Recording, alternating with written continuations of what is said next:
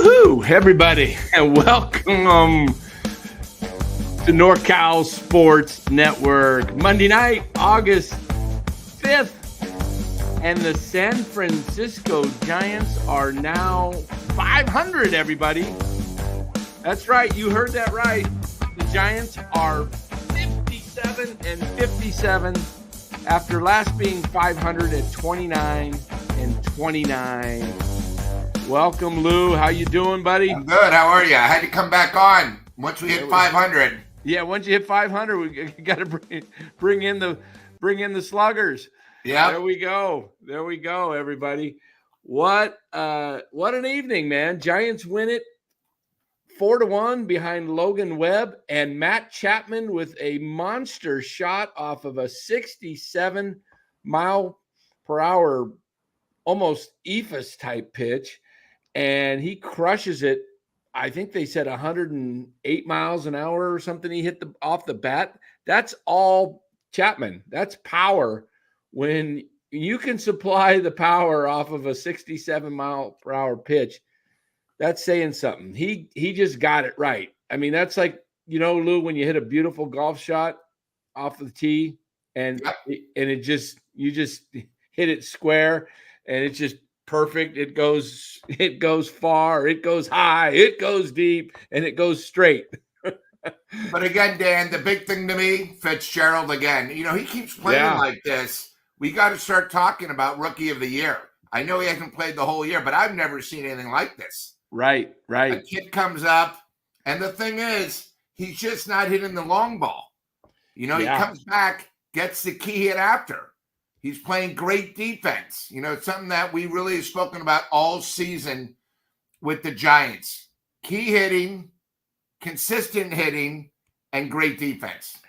Yeah. It was really Fitzgerald's the guy that I said play this kid from the beginning of the year. Play him, whether it be at second base, shortstop, a spelling Chapman for a day here or there, third base, left field, center field, right field.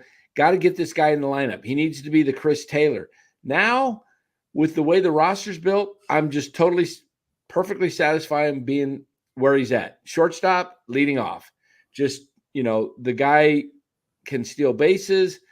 He's not going to keep up this pace. He's not going to be, Barry Bonds. This is a nice thing that's happening. Take it while it lasts.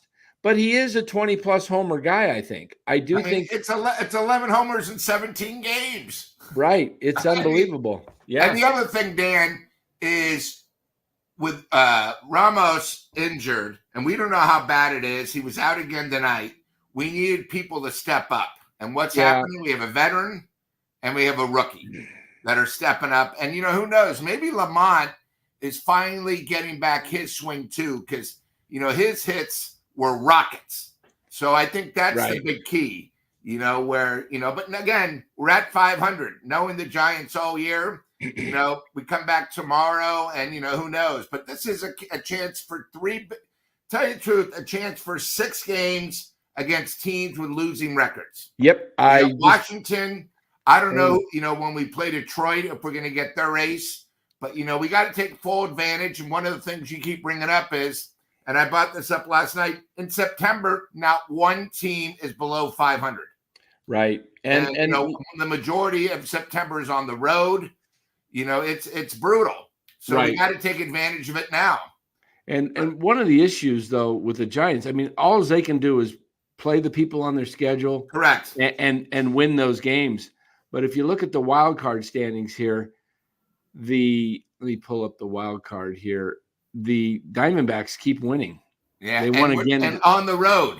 Yes, at tough places. At Cleveland tonight, they won again.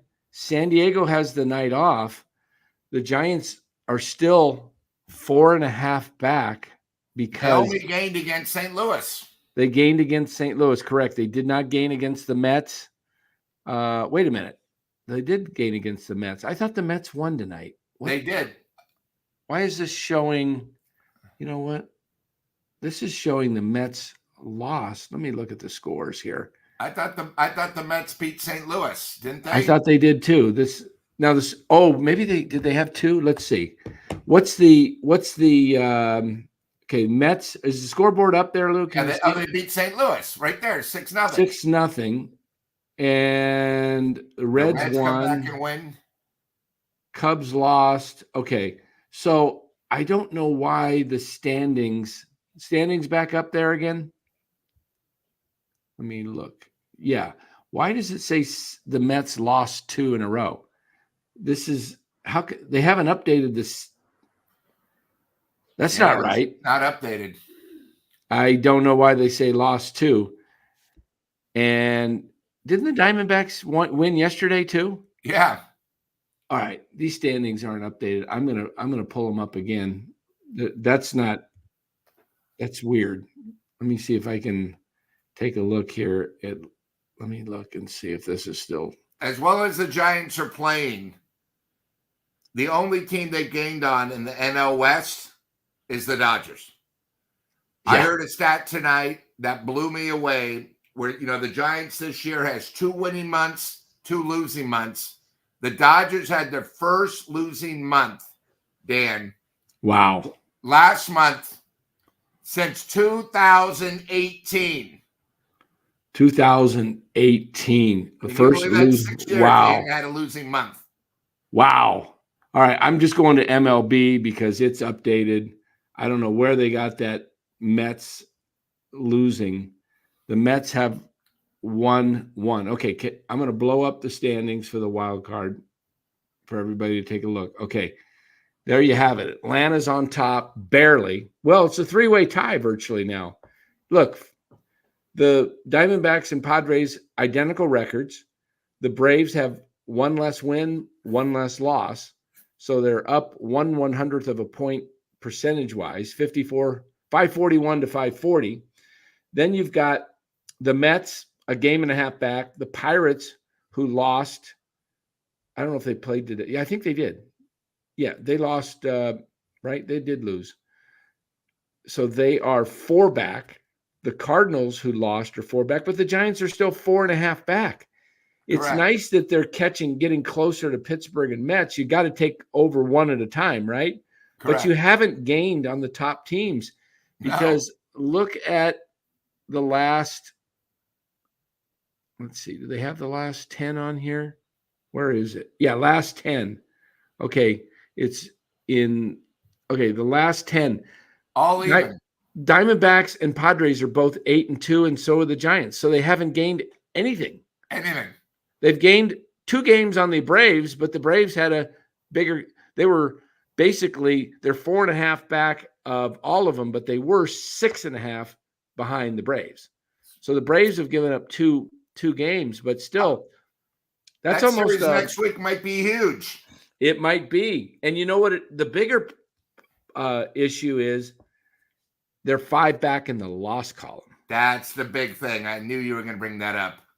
They're 5 back in the loss column on the D-backs and Padres and 6 on the Braves. So the Braves are going to come in here knowing that these games are important, next week. So this is pretty interesting. And Dan, here's the key. The Giants play at San Diego in September. San Diego and Arizona both still have Colorado on their schedule. Wow. We're done with Colorado. We did what we had to do, but when you bury yourself and don't play well, 2/3 of the season, you're just looking up. Yeah. Yeah, that's the problem. Now, here they are. They've got 48 games left. They've played 114. They're 57-57. So they went 29-29 in their first 58 games. Now, in their next, what are they? In their next 56 games, 28 to get them to 57-57. So they got 48 left. If the pattern holds true, and looking at the schedule, I can see them have a winning August. They've got. I was looking at the schedule here earlier. I think they have 23 games left in August. Let's count them here. Okay, they've got 3 in Washington and then 3 in Detroit. That's 6. Then 4 with Atlanta. That's 10. 2 in Oakland, that's 12, 3 at home against the White Sox, that's 15, 3 in Seattle, 18, 3 in Milwaukee, 21, and then 2 at home against Miami to finish August. And they got one more the 1st of September with Miami. 15 and 23 games. I see this team probably going out of the 23 games. I think they're going to be looking at about 13 and 10. And I can see them having a winning August because they got 3 with Washington, 3 with Detroit, 2 with the A's, 3 with the White Sox, and then 2 with Miami. All of those games are winnable. And then, they're going to win some of the other ones against Atlanta, and they'll win some in Milwaukee, maybe in Seattle, they'll pick up a winner here or there, But I think about a 13 and 10. But then when they get into September, it's a 25-game stretch. Brutal. And you know what I see them going in September? Out of the 25 games in September, I see them going like 11 and 14, and they finish 500, 81 and 81. It looks like the perfect kind of setup. They go 29 and 29, then they go 20. What are they? 28 and 28 now. 28. And how about 24 and 24 to finish the final 48? Yeah, September is brutal, especially on the road. Yeah, what they need to do in these next 15 and 8, 23 games, they need to go 15 and 8, and then hopefully they can play a game or two over 500 and sneak in. And Dan, you keep saying it's going to take 104. I mean, I'm 84 wins, right? I think it's going to take 85. 85. I don't see. It may take even 86. I've seen it in the past where it's 87. Because these other teams are 10 games over, everybody. Right. 9 games over 500. Yeah. Atlanta is, they're 9 over, and they're getting their guys back too. Yep. They're getting their horses back. So it's going to be tough. And the other thing is, if you watch like Arizona, they're back. San Diego is back. They're healthy. Right. And they don't even have Tatis, Lou. They're playing great ball. Right. They don't even have Tatis. Yeah. Philip, 19 and 4. That's I don't know what you must be having a little bit of the Robert Kool-Aid or something. I can't remember the last time the Giants have ever gone 19 and 4. Yeah, it's been a long time. Maybe back in 93. Yeah. Or 21, maybe they did one of those. I don't know. They seem like they won all the time in 21. But this is interesting. Steven Ortega, 500 Farhan built this team. You don't believe Giants can make the playoffs, Dan? Steven, I think if they get in the playoffs, I've said they get in, they'll be dangerous because their pitching can win a short series. I just don't know if they have enough because Arizona, Atlanta, and San Diego. San Diego's the team I like the most. San Diego, I think, is going to be the number 1 wild card. Okay? I think it's going to be San Diego 1, Atlanta maybe 2. I could even see Arizona beating out Atlanta. I could see Atlanta finishing 3rd wild card. Dan, how does the playoff work again? If you're the 3rd wild card, you play the 2nd division, and is it all 3 games on the road? Yes, you play the first 2 seeds, which will be the Dodgers and Phillies. Yeah. They'll get a bye. The 3 seed will play the 6th seed, which is the 3rd wild card, all at the 3rd seed's home park. 4 plays 5. So the 2nd wild card, the 1st wild card, and the 2nd wild card play, with the 1st wild card getting all 3 games at their park. So 5 and 6, the 2nd and 3rd wild card teams have to go on the road all 3 games and win 2 of 3 on the road. It's not impossible. I think the biggest hurdle is that them making the playoffs is going to be the biggest hurdle, because they've got to stay hot. And how do they stay hot is the key. So let's break down this game tonight, guys. Sure. And by the way, we are sponsored by nobody yet, but we've got a couple coming. So they are in the works right now, and we're hoping to have that wrapped up in the next week or so, but we'll see. I've got some couple of interesting businesses that would love to be part of this audience, so we'll find out. But want to tell you where we're located. We can be obviously seen here on YouTube and Twitter or X, but we're also on Spotify, Apple Podcast, Instagram. I'm trying to remember them all. Instagram and TikTok. So we're putting out a lot of content. We're putting out some more videos. Don't forget to, and we're going to have some other stuff breaking here in the next few days with some Niner talk here. Okay. I'm in some talks with some other channels to bring you some Niner content. So yeah, that should be good. But let's break down the game. We'll hit let me hit the box score here. Let me go back, pull up the old box score here, if I can find it. There we go. And today, big thing, getting off in the first inning. Yes. We have to, and I think that really helps, because we all know about Webb's first inning problems, but it's a lot easier when you go on the road and you already have a run on the board. Correct. Thank you, Mr. Fitzgerald. That's the big key. Webb tonight wasn't the greatest.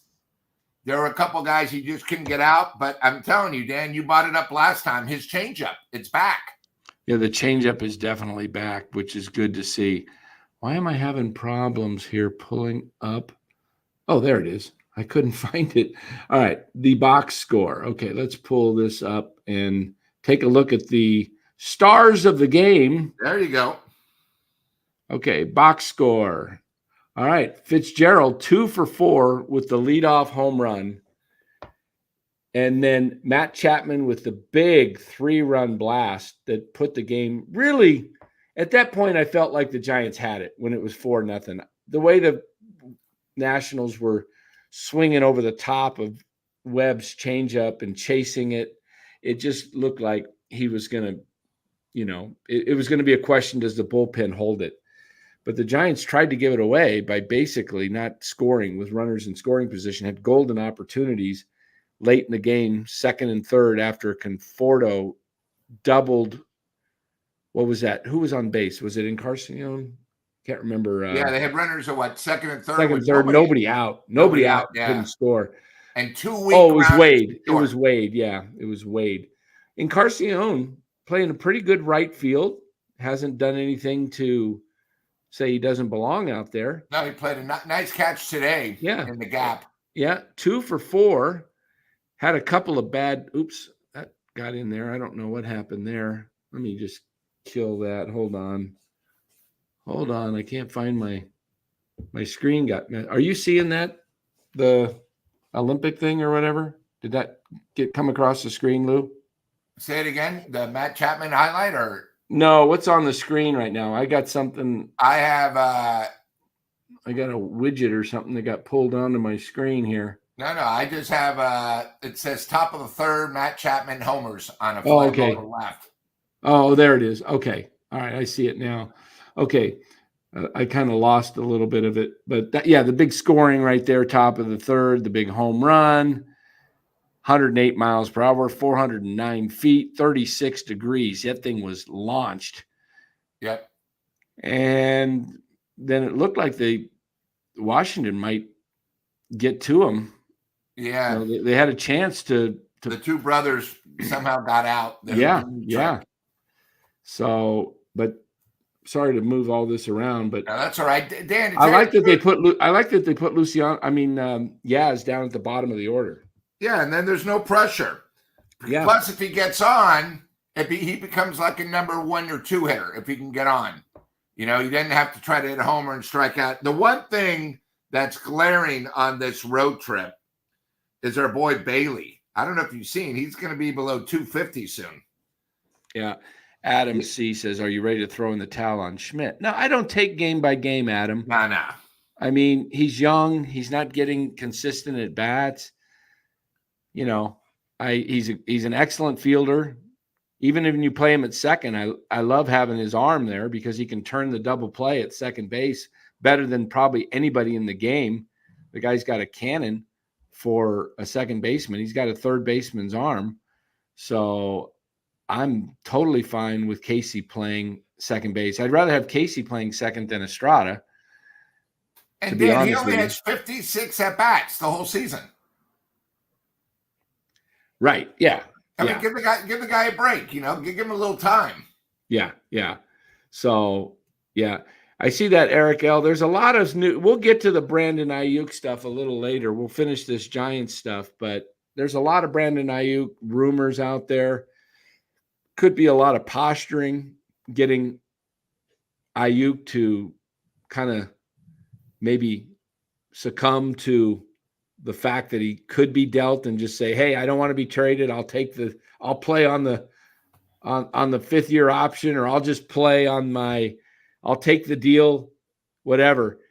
You know, to get banished to New England would be an awful thing to do. You know, but we'll get to that. And then, hey, Dan, do you know this? I think we have a new guy, Daniel Silva.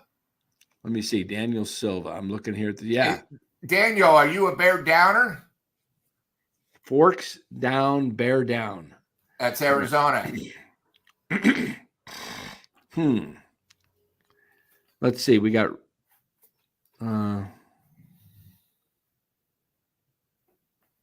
let's see. Remix Monkey. He's been missing for a couple of weeks. I don't know who he's talking about. Let's see. I'm just trying to go through the chat here. Yeah. Kyle McKieran says the Lou Meister. All right.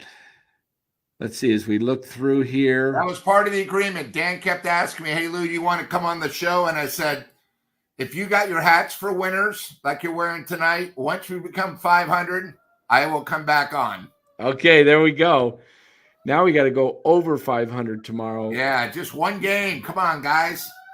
You got Birdsong going tomorrow night. That will be a test because, you know, you're putting a lot of pressure on the young kid to, you know, you want to get over that 500 mark. You don't want to, you know, the last thing the Giants want to do is lose 2 or 3. They should be able to get the Snell game.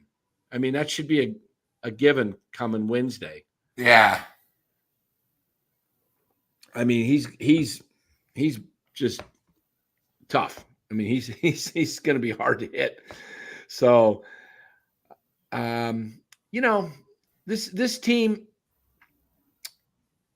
I don't want to sound like I'm being pessimistic. I just want to give you the reality of fact. They've won 8 of 10. Okay. And they've gained nothing. They've gained nothing. And 8 of those wins, 4 against the Rockies, 1 against the A's, 2 against the Reds. That's 7. And tonight, all teams below 500. Yeah. So remember, what they're doing is they're winning games they need to win and should win. But every time they played a team above 500, like they will in September, they've been terrible. So you got to take that into consideration. You can get excited. Go ahead. I don't want to burst your guys' bubble and say, don't get excited, because they have a shot at making a run here this month. But the Diamondbacks are beating good teams. On the road. Exactly. Baltimore, Pittsburgh, Cleveland. Yeah. We did the same thing, and we were 2-6 against those teams. Yeah. They're 6-1 on the road. Right. So I don't want to be as some people said, No, we're not being downers. Debbie Downer. I'm just trying to. I think the one thing the chat's got to understand, we're playing the kids now. We asked for this last year. Correct. And if we would have done it, we would have been a year farther ahead, where with these games we lose or not hitting runner scoring position, a year under our belt, we would have had to do is improve 40%. We'd be 5 to 10 games over. Right. With this pitching staff. That's Absolutely. what Dan's trying to bring up. We're not being negative.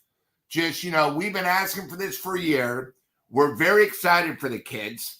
But, you got to remember, probably our best player on the year, Ramos, he's injured. So what happens? We have another young stud, Fitzgerald, who's playing out of his mind. But how do we know how long this is going to be? As Dan says, he's not Barry Bonds. He has no proven track record. And in baseball, you'll be amazed. Guys go crazy, and then the second month of the season, which will be September, reality hits. Yes, exactly. That's sort of how it is. I mean, we all talk about our young studs, but look at some of these guys recently. They just haven't been hitting. Right. And now you get a veteran like Chapman, who I know Dan has a tough time saying, but Chapman's actually finally all season, beside his defense, is actually earning his pay offensively. Right now he is. Offensively, the guy's hot, and I give him credit, but he will cool off. He does this all the time. All the time. Career. Up and down. He wait till he starts facing, some good pitching, some good teams. So I think when you're going to need Matt Chapman the most, I think that's when he may go AWOL on you in September and later in the month. Right now, ride the wave. I get it. Matt Chapman is one of the more valuable players on the team, if not the most valuable player. But you know what he's going to do? He's going to do what he's done historically. His average is not going to just keep going up, up, and up, okay? The guy will go into a slump and start swinging at things, and his swing right now, he's hitting it, and he's hitting up closer to 250, and he's actually had 2 key hits the last 2 games, home runs that counted versus hitting a home run when the game's not on the line, whether the Giants are way ahead or way behind. For as well as he's playing, Dan, 246. Yeah. But it feels like he's hitting close to 300. Yeah. They all say, well, don't look at the average. Don't look at the average. Look, 246, I'm fine. If he hits 246 and hits 25 homers and plays stellar defense, I can live with that. And he drives in some runs. But the problem is he's going to hit between 220 and 240 at the end. I think that's where he settles. I told you guys that Patrick Bailey would go into the tank this second half. Yeah, you've been saying that. And look where he's at now. What is he batting, Bailey? Bailey is now batting on the season 256. 253. 253. He was hitting 290. Yes, he's down 40, almost 40 points. And I think he goes down about another 10 where he settles in the 240-ish range, 240, between 240, 250. And again, I'm okay with that because he's a catcher. And I think that's where he is. But, okay, Matthew. I see you got it. Okay. You got that update. Okay. Mark Graves says, Dan, a lot of fans on here wear orange-colored glasses. Another term to rose-colored glasses. Yes, orange-colored glasses. Somebody asked me a question. Let me go back to it. Or made a statement. Manny Machado, I agree. I've been saying that. Push Snell back till Thursday. No need to push him back. Have him start Wednesday. In fact, I would prefer if he started Thursday just because having him pitch the last game there's some psychology behind having him pitch the last game. And that is you should hope that the Giants could win both of the next 2 games, but at least one of the next 2. And then that assures you of a series victory if you have him go on Thursday. If they won, let's say Tuesday and lost Wednesday without Snell, having Snell go Thursday is like a great getaway day. You have Snell pitch, you have him win, and he's rested. You fly home, happy flight. And what I could actually see happening to this team is losing tomorrow night, and then Wednesday, Snell pitching, but they don't score enough runs for Snell to get the win, and the game's a toss-up late in the game. I don't know which way it'll go, and then I could see them, depending on how the game goes Wednesday. See, I still think that the Nationals could win 2 of the next 3. Going into this series, I saw it as a split, but if the Giants played their cards right, I think they could set it up where they could win 3 of 4. I really do. That's what they really need to do. And then, hey, Dan, what's sort of crazy is Aaron Loss says he knows why you want to give him the extra day, because this means he'll pitch against the Atlanta Braves on the Wednesday night. For the tickets.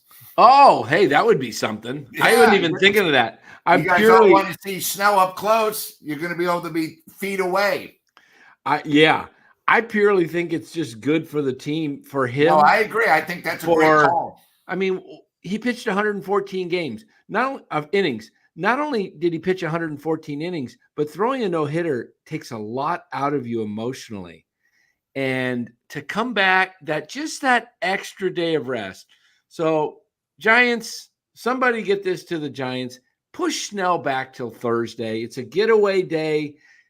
You win the game. He gets the extra day's rest. He feels much fresher. It's better for you the long term in the season, and you have a better flight back.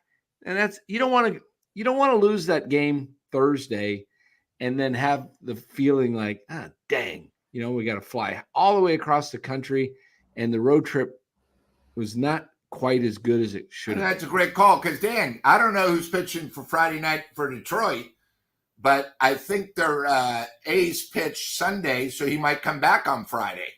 Skubal? Yeah. Does anybody know when Tariq Skubal pitched last, guys? If somebody want to check that out in the chat and let us know, that would be really cool. So I really think again, with the Braves coming back, with Solar, that's going to be pretty crazy. Yeah. Yeah, that's watch Soler just knock a few out of the park. That would be interesting. But there's a lot going on. I think the biggest thing is that the fact that they're not better than San Diego. The Giants just aren't better than San Diego. I don't see how they catch San Diego. And San Diego has better pitching, including the bullpen. Yeah, and I don't see how they catch Atlanta, even though Atlanta's hurting. They will bring back Michael Harris in a couple weeks, mid-August. Skubal's pitching Wednesday, Robbie says. This Wednesday? Oh, okay. So Thursday, Friday, Saturday. I know we'll miss him. We get lucky. Nope, we'll get him Monday. No, because it's in Detroit, a 3-game, and the Braves are a 4-game. Yeah, starting Monday night. Monday, I got it right here. They play Monday night against Atlanta, the 12th. No, I know, but you were saying Skubal for Detroit. Oh gosh, what am I thinking? No, that's all right. Okay. Yeah, I'm sorry. We get lucky, we miss. I'm sorry. I'm getting my mind thinking. Well, you're missing Skubal on Wednesday. Okay, so let me see. Even if he let me look at the. Just look at that for a second. Wednesday, Skubal. Thanks, Robbie. Appreciate it. Hey, Chris, I got a question. You keep saying we got to keep winning, including the big Braves 4-game series. The Padres and D-backs are hot and have an easy schedule this month. Have you been seeing who they're playing right now? San Diego beat the Dodgers twice. Then they took care of business. Arizona went to Baltimore and Cleveland, and they won again. So to me, that's not an easy schedule. And both teams still have Colorado. We don't have Colorado anymore. But I understand what you're saying, Chris. But you got to remember, these teams, first of all, are playoff quality teams. Diamondbacks went to the World Series. So let's remember that. He says he means the rest of the month. He means the rest of the month. He says, okay, we got to keep winning. And when the Braves series next week and the Padres and D-backs are hot and have easy schedules this month, not sure about September. Okay. Yeah.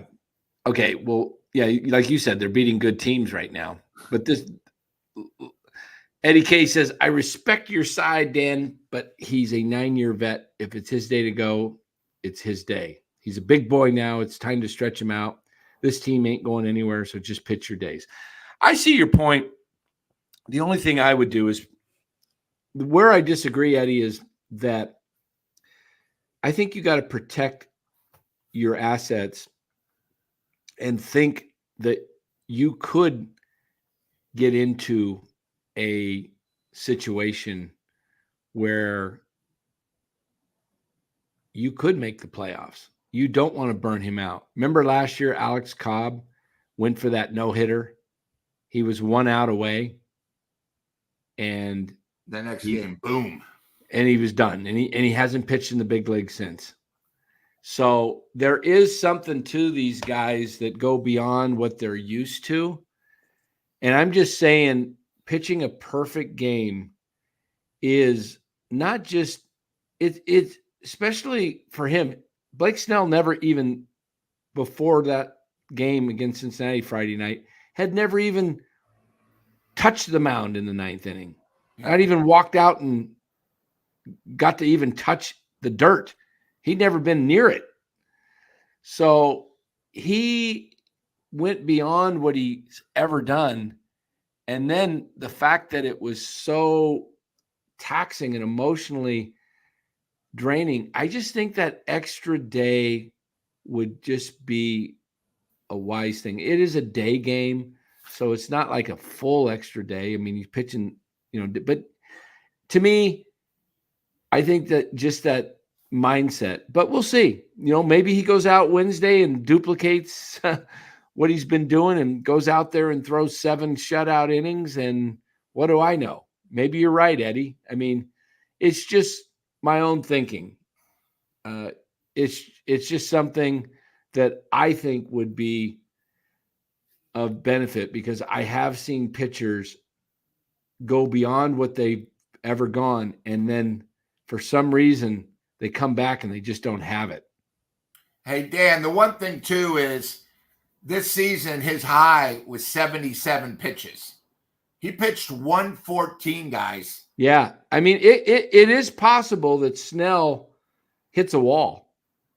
I don't think so because his stuff's so nasty, but it's possible that he could hit a wall. 114, for a guy that's never, you got to remember he also came off an injury. So why not just give him an extra half day? I just think it would be wise, and I like the idea of having my ace on a getaway day, because it's a long flight and you want, there is something to winning. I mean, just think if they win the next 2 games without him and they go for a sweep, you're feeling really good. You're feeling really good. Mitchell and Ness is why talk like, yeah, he's just getting started. I agree, Mitchell and Ness, but 114 pitches, even Snell, if you listen to him in the interview the next day on Fox, they were interviewing him, and he said, oh man, he says, I only had 120 in my mind. He goes, I was hitting a wall. He was tired. He was very tired going into the 8th inning, he said, but he just kept going. So he pushed himself beyond what he's used to, guys. That's all I'm saying. When you push yourself beyond your normal limits, you're changing your routine. He wouldn't have pitched the 9th inning had he not had a no-hitter, period. So he went out there on a lot of just on adrenaline. And, the Dodgers, they sure seem to give their guys an extra day when needed, whether it's Glasnow or Yamamoto earlier. I mean, Yamamoto still hurt, but, there is something about taking care of your guy's arms. There's a lot of money invested in that arm. You don't want to have Blake Snell go out there on Wednesday and all of a sudden he comes up with some type of injury because he just wasn't back, to himself. Like I say, it's more pitches than he's pitched probably in his career. He usually doesn't go that much. He can throw 100 pitches. The problem with Snell is he used to go 100 pitches, but you'd only get through 5 because he walked so many people and he had so many 3-2 counts. What I like about Blake Snell right now is he's getting ahead of hitters 0-1, 0-2, and he's attacking the strike zone because he's got so much stuff. And if you recall, listening here about a month ago, maybe longer, I said Snell's got to attack the zone and get ahead of hitters so that he can go longer in the games. And lo and behold, that's what he started doing. Correct. So, and I'm no pitching coach. I've just been watching baseball for 54 years and I've seen a lot. And I just think that would be, I know a lot of people disagree and that's fine. Everybody's got a different opinion. Hey, Dan, I'll bring up the freak. I don't know if it was his first no-hitter. I think it was his second no-hitter in San Diego when he pitched 132 innings. Oh, pitches. 132 pitches. Yes. He was 0-5 his next 5 games. Yeah. After that. And, they were worried he wasn't going to be able to make the playoffs. That's why they needed him. That's why he went to the bullpen. He was trying to get his stuff back. You guys got to remember, it's not just about one game. You guys all want us with our great pitching staff. It's okay to give the guy the extra day because you know what? That might give him a little rest for the next one and the one after and the one after. Right now, we're just trying to win games any way we can. We don't need Snell to the playoffs until we get there. Right. That's the key thing. Right. Yeah. Yeah. Let's see. I'm just reading some chat here. Let's see. What do we got here? Yeah. A lot of guys just say, let him go out there and pitch. Matthew says, Eddie, I've seen a trend of guys throwing 9-inning no-hitters getting shellacked in their next start. I kind of agree with Dan. The extra day off couldn't hurt. Yeah, I just think it would be wise, that extra day. But I don't think the Giants are going to do it. I don't think the Giants think that way. I think the Giants are just. Let me call Farhan and tell him he should do it. Yeah, give him a call. Give him a call. There we go. Get a hold of Farhan. I just think it I don't know, how could it hurt? How could it hurt? I mean, there's days off. They can change their entire schedule. They got 4 days off in the month of September. That's when you can juggle your pitching staff, give guys that extra day. If you need to bump them up because they have a day off, and so you bump them up and to get that extra game back that you lost, by pushing them back one game. I think that would make a lot of sense, but they're not going to do it. But we'll see. We'll see how Snell does. I hope he does great. So what else we got in the chat, guys? Hey, guys, if you want to, just to let you know, we do have a new membership. If you want to join, get some extra perks, get more of your comments read in the chat. We get a lot of comments that come up, and we can't get all of them, even though we got a lot of great comments. But I see all you guys out there. Oh, Daniel Levine, or I think it's Levine. I think it's Levine. Levin or Levin or Levin. I'm not sure, Daniel. Hope I didn't mispronounce it. He says he'd love to have Joey Bart right now. Yeah, wouldn't that be something? Joey Bart, at least he's a threat at the plate. Casali is just like an auto out. I mean, when's that? I can't remember the last time I've seen Casali get a hit. I know he got one on the road trip. It's been a while since Bailey's got a hit. What is Bailey's? Is he like 0 for like 20 or something? When's the last time Bailey got a hit? I don't know. Even the announcers were talking about it, that he's just starting to really fade. Oh, and his right-handed swing is pathetic right now. And he's swinging at balls that aren't even close. Yeah, he's just like extending. Yeah, like he's guessing. Yeah. It looks like the guy in Carcianone. It looks like you just got to throw him a slider low and away, and he'll chase. How many times have we seen him chase after? If it's over the plate, he can hit it. Yep. But he's a guy I wouldn't throw a strike to too often. There it is. Bailey's batting .75 in his last 7 games. Yeah, I wouldn't throw him a strike until I saw him actually, take a few pitches. Wow. So, the one thing too is we all talk about Chapman, how good he is, and one of the things I saw today, Yaz strikes out 1/3 of his at bats. Right? But Chapman has 27 more strikeouts than Yaz. Wow. That's pretty unbelievable. Yeah, that is pretty crazy. Yeah, Chapman's going to strike out quite a bit going forward. So, yeah. But hey guys, we've got those tickets coming up to the Atlanta Braves. It's just a little over a week away, August 14th. That's is that a Wednesday night? Yeah, Wednesday night. And we'll see we don't know who the pitching matchup's going to be, but that should be interesting. Snell. I think he'll pitch Thursday, Friday. I think he'll pitch Monday or Tuesday. Yeah. Might get Birdsong. All right, so there's the squares. I didn't get them filled in. I'm sorry. I meant to get them. 069 for Bailey recently. Okay. So the squares, there's some of those numbers that have been filled in. 5 numbers were taken by Spencer. We got to add those. My guy, Bora, he's been out on assignment lately. But Spencer has 80, 14, 49, 82, and 74. Mark Graves took 63 last night. And then Dylan Jones took 13 and 43.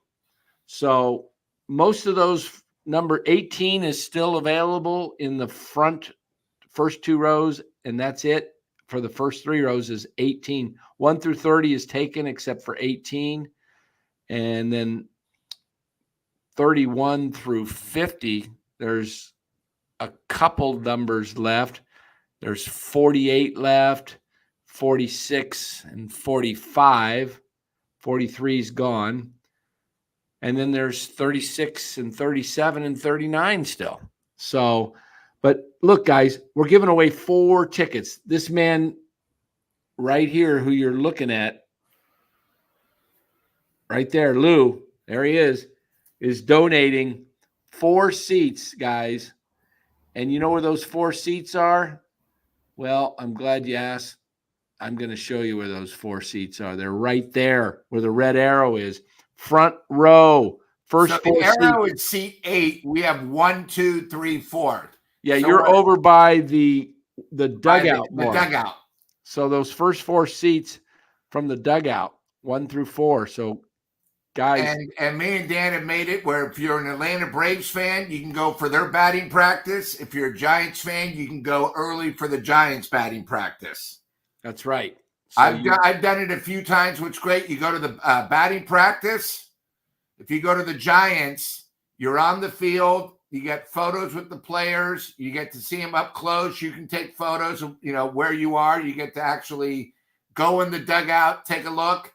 What's nice, too, is if you go for the Giants after, I usually go to the right field pavilion by myself, and there's batting practice for the Atlanta Braves, and I'm getting foul balls. There you go. And then if you also have kids, what's nice is probably 85% of the time, if you're in seat 1, 2, or 3, and you have a kid, the players usually give you a ball. So it's, it's sort of a once-in-a-lifetime opportunity. It's fun. And you have two great teams right now. The Giants are hot. Who knows? They could be having a huge win streak, and you're going against a team above you trying to knock them out. Yeah, guys, this is 4 great seats. You guys should be sending, look, $15. For $15 that goes to a great cause, you get entered into this raffle to win 4 tickets valued at over $650.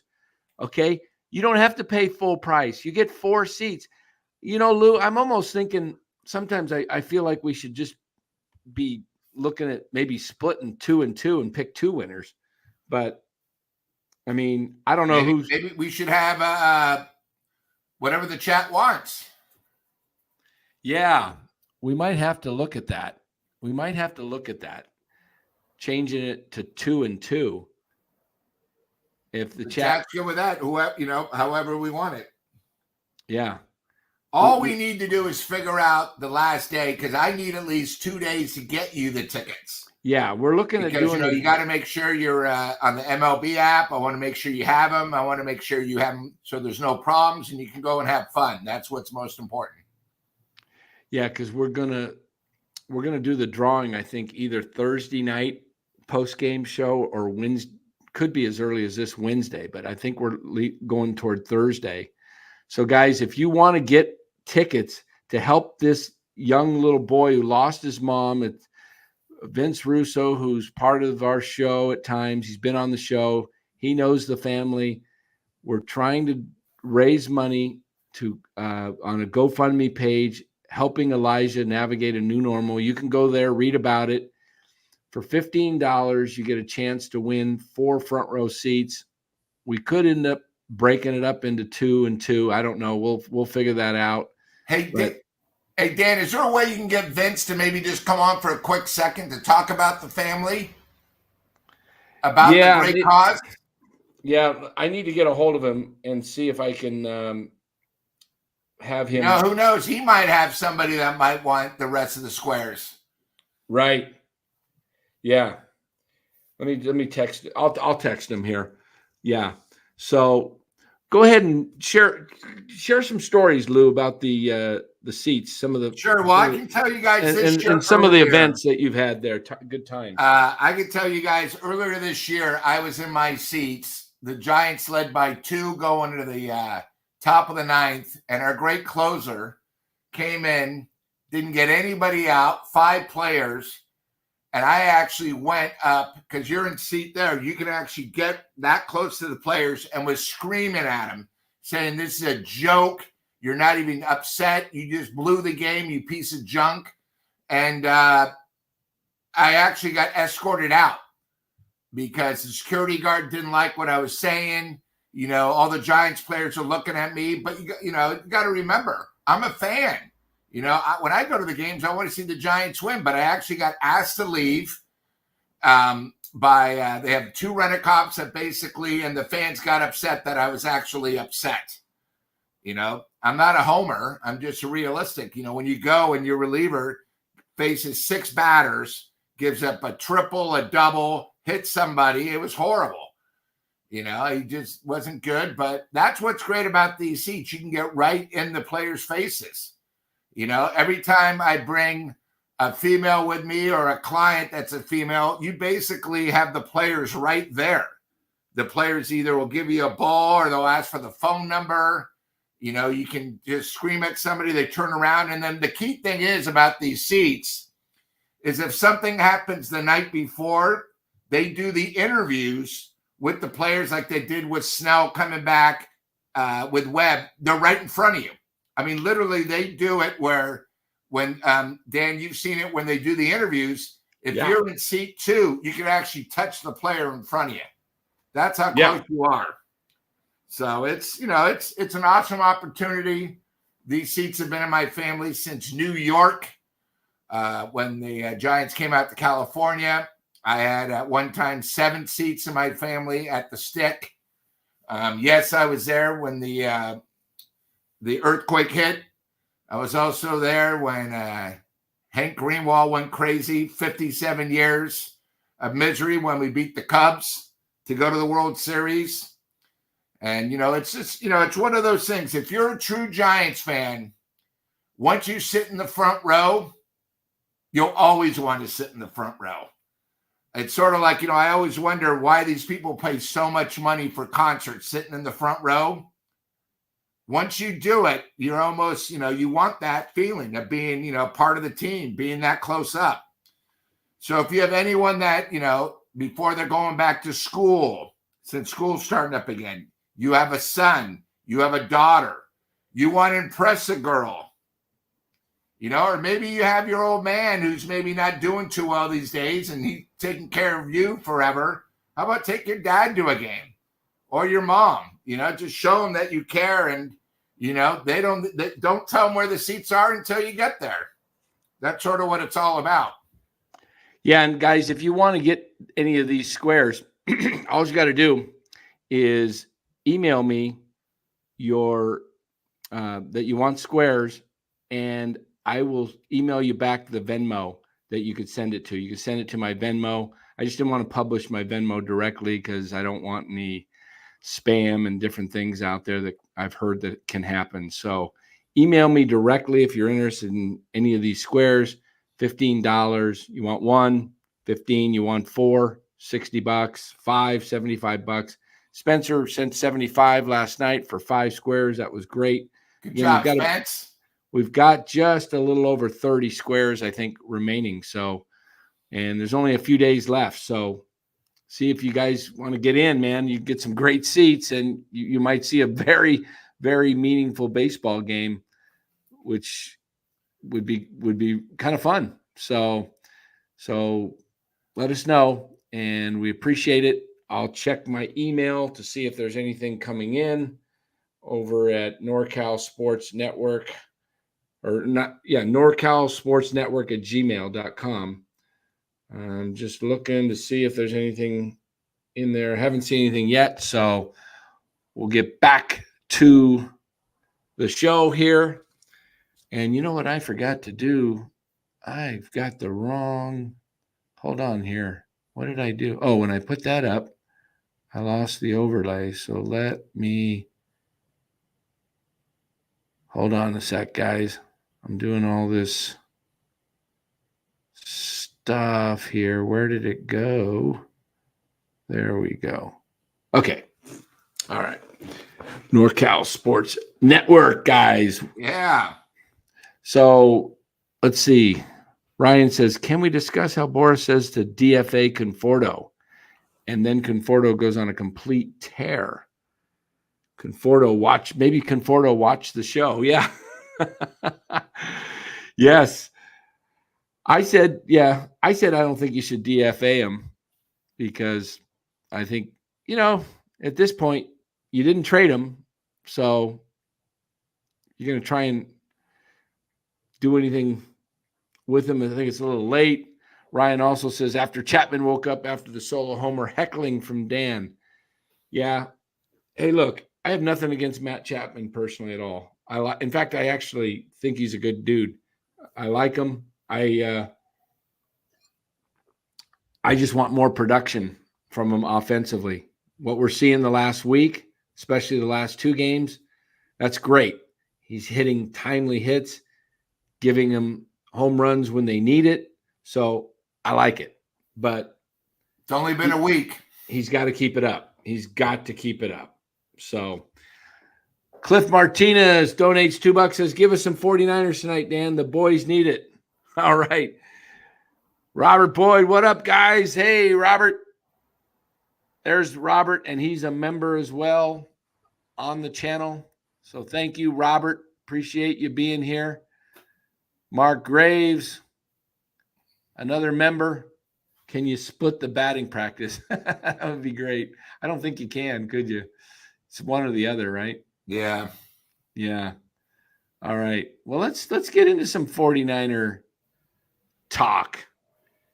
This whole thing with Aiyuk. What do you think, Lou? Well, I read some things today from a pretty reliable source. I thought them in Pittsburgh were like 95% sure that they had a deal. But apparently, on all these deals, it's not just like one person for one person. There's a lot of money involved. There's draft picks. I think it's getting to the point now where I think something's definitely going to happen since the Niners are playing, I think, Tennessee on Thursday. I think they want to do Saturday, something. isn't it Saturday? Is it Saturday? I think it's the 10th. Yeah, Saturday. Okay, because they have some games, on Thursday. I wasn't sure what the Niner game is preseason. But you want to get something established. Either he's got to play for the 5th year and let's go there, or, we got to make sure it's not a distraction. I think that's the big key. I got you, Mark. Maybe you could split the batting practice for 2 winners. Oh, for 2 different winners? Yeah, maybe we can do that. 2 and 2? Yeah, I could call and find out. I see what you're saying. Sorry. Yeah.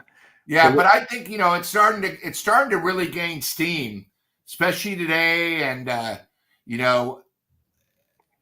there's some sources that, me and Dan both know where I think they want to get something done probably in the next 48 hours. Yeah, I think something happens where either he's back at camp signed with a new deal that he accepts the Niners terms. He's not getting $30 million. Okay. No. He's not getting the $30 million. They were close a couple months ago and they should have just got it done, but the wide receiver market blew up and everybody started getting deals, guaranteed money, crazy deals. He's not getting Justin Jefferson money. That's nuts. So I think where he's looking at Aiyuk is, I think the Niners, this is what I think they're doing. I think the Niners are applying some pressure for Aiyuk to make up his mind because they're leaking information to Matt Maiocco. Okay, Matt Maiocco does not get that information by just throwing it out there.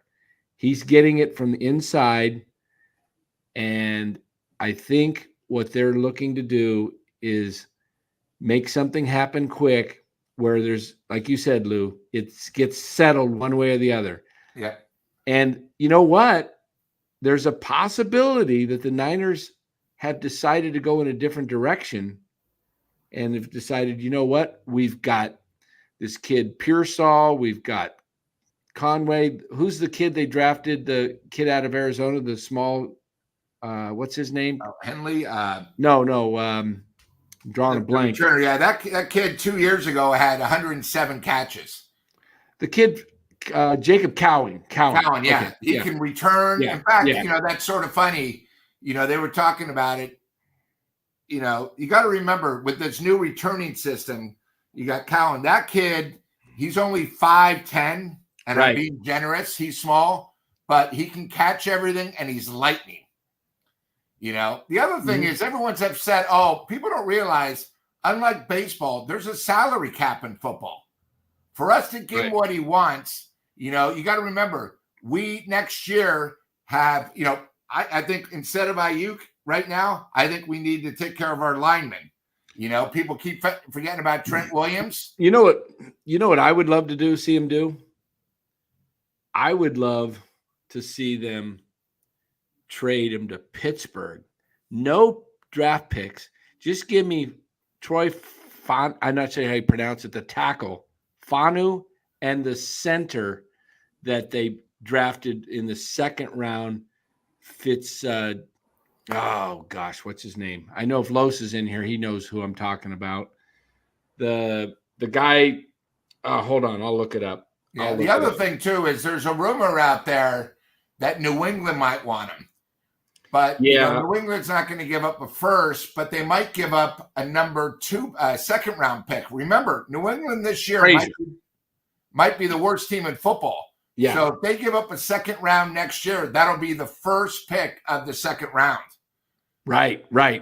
So that's something, you got to think of. And then again, you got to see what the Niners, what they can get, because you got to remember next year, we're going to have to sign our QB. And, you're looking at probably $60 million. At least going to probably be 45 to 50 million. Correct. At least that. You know, You know and what I Aiyuk would like to waited see? too long. I don't know if the Steelers would do this, but I would do something like this. I don't need a wide receiver back. Okay. I don't need one of Pittsburgh's wide receivers. I think the Niners have enough wide receivers that they can make things work. Shore up the offensive line. Get me Troy Fontenot and Zach Frazier, the center. And now I have two young guys. Plus, I got Pooney. I got Trent Williams' replacement in Fontenot. I'm probably pronouncing it wrong, but give me those two guys. Even if I have to give up Aiyuk and I have to give up a 5th or 6th round pick, because those are the top two picks of I think they were the 1st and 2nd round. I think Frazier went in the 2nd round. That's like getting a 1st and a 2nd.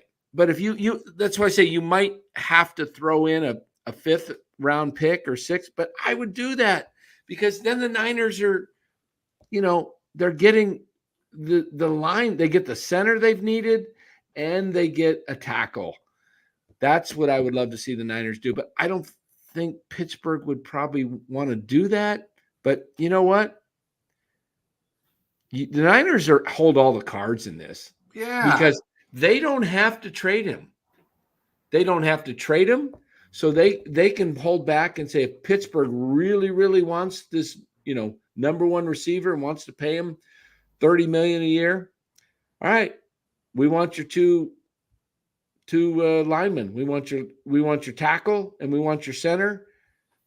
And that's what we're working around. But I don't think, again, Philip says never happening, Dan. I don't think it'll happen either. But that's what I would start the negotiations with. Maybe you only get one of them. Maybe you get the tackle. Or maybe you just get the center, and then maybe you get a 3rd round pick or something like that. It's, if you're not getting players back, it's got to be a 1st round pick. But I don't think the Niners do that because that would not feel good to the players, the locker room, because it would be like, crap, you traded Aiyuk and we're in win now mode and you're not getting anything back for us this year. So the other deal that sounds intriguing to me that I like is send him to Cleveland for Amari Cooper and a 2nd round pick. That's floating out there. Yeah. Amari Cooper, lower salary, and it's a 1-year deal with no guarantees. You get out of the salary caps situation and you get the draft pick from Cleveland and you get Cooper's production this year. That could be you got to remember, with Cooper, I know he's older, but he's more experienced, more mature. And you got to remember, I think 3 of the last 4 years, he was over 1,000 yards.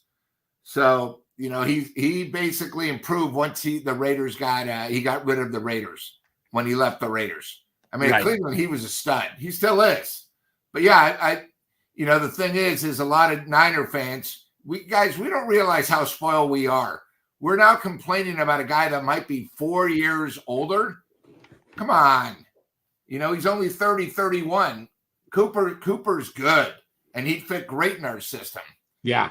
Just right now with Aiyuk, you got to remember, too, with the Niners, you got to remember who's more valuable for the Niners.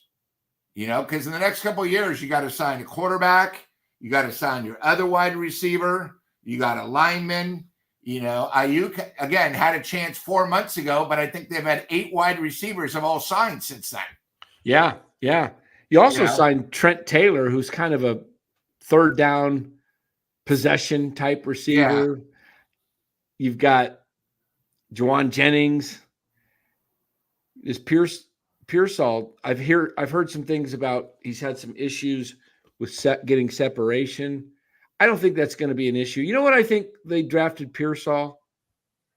Because Kyle saw what the Rams did, his buddy Sean McVay, with the rookies, the possession receiver, Puka Nacua. Now, Puka's much bigger than Pearsall, but Pearsall's supposed to be able to be really good moves, good hands, get open. So we'll see. I mean, if rookies can learn the system, okay. Pearsall's supposed to be a really guy that's a film nut. He works out like a freak, almost like you have to hold him back. He hurt his hamstring, and that's why he was on the injured, not ready to perform list or whatever they call it. It's because one of the coaches, I think it was his coach, it might have even been Herm Edwards, that said you got to protect him from himself because he just won't stop. So that's a really good thing. So our system's not easy to figure out, the Niners. But every wide receiver that's gone to become the Niners have all improved.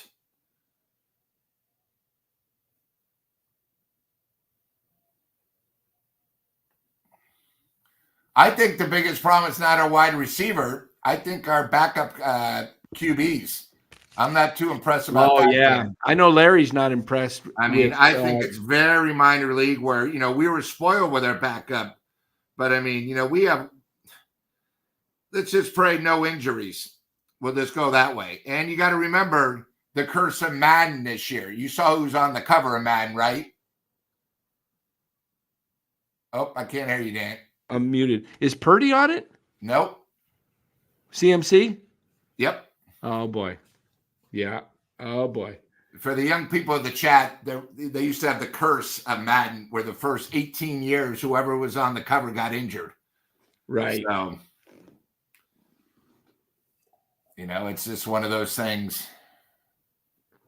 Well, I'm getting hungry here, so I'm going to put my camera off. I got to eat something just to get a little bite in me. So let's get more Niners. Let's see. What do we got?